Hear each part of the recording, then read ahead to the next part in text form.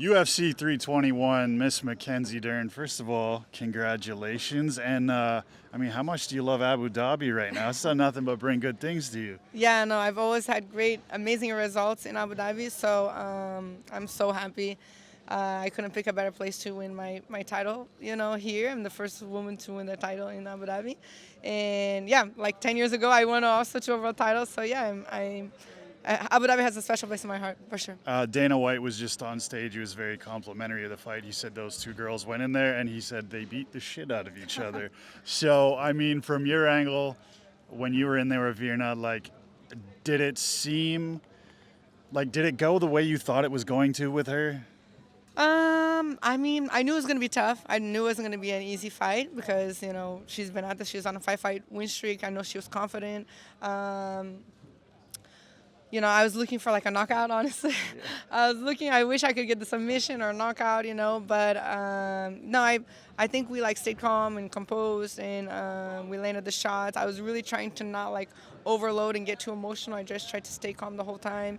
And it went the way I thought that she was going to try to stay striking and do the takedowns to kind of steal the rounds. So thankfully, the judges are now starting to see a little bit the difference between just stealing fights, or stalling and doing actual damage, and I think that helped. And I also got my takedown on the last round too, you know what I mean? So I think that helped me too. I was just going to say, because you had talked about it a little bit in the past with your striking, you'd said, man, I almost overcommit to these shots because I'm trying to knock these girls out, right? Were they talking to you about that in the corner? Did you notice it yourself? Hey, maybe I got to pull a little bit off these shots and just be more active with them instead. Yeah, for sure. That's Coach Parillo, he's always talking to me about that. He said that in the corner too, don't look for it, just place them, touch them, see it, you know what I mean? And I was just trying to see it. And she moves a lot, her movement. But yeah, I think we really just kind of kept trying to touch it. And I just got to go again, I would land shots and I'd look at it and it's how is she feeling? Did she feel it, And, but yeah, just as long as I was keeping my volume up, I think that's what helped. What do you remember going into that fifth and final round? Because it sounded like Coach Parillo in the corner, he looked at you and he said, listen, we need this one round. You know what I mean? I think he actually told you to try and go out there and get the finish.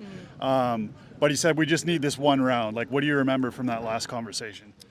Yeah, I just remembered that I needed to get that round, and I needed to. We've been talking about this the whole time in camp, I didn't want to be a champion, where it could go either way, I wanted to be everyone knew that I was a champion. Put a stamp on it. Yeah, exactly, So, of course, a fight is a fight, and she's gonna come out with everything, and sometimes it's not gonna be as easy as you hoped it to be.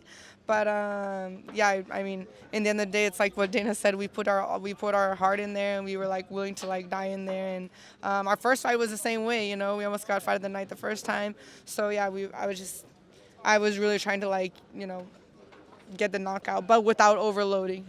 Just we needed that round. Last question. I know there's a lot of options now at the top of this division, right? I know there's some girls you fought in the past that you want to get them back, right? There's Yan Xiaonan, there's Amanda Lemos, and there's that Tatiana Suarez fight that looks pretty good right about now. So I think you're going to be a very busy champion. Just give me your thoughts going forward.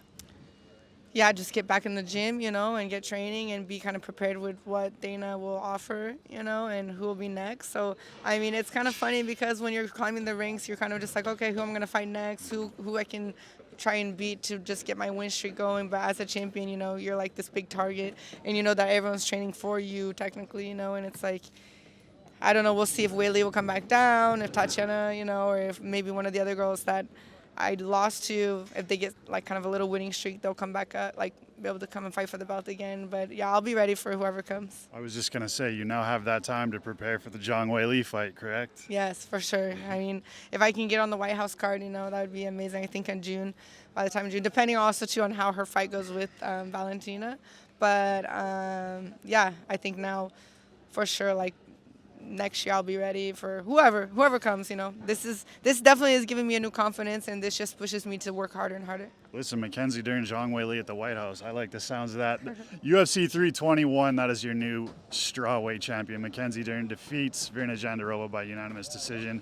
I would shake your hand. Your hands are sore. Congratulations, champ. Thank you so much. Appreciate it.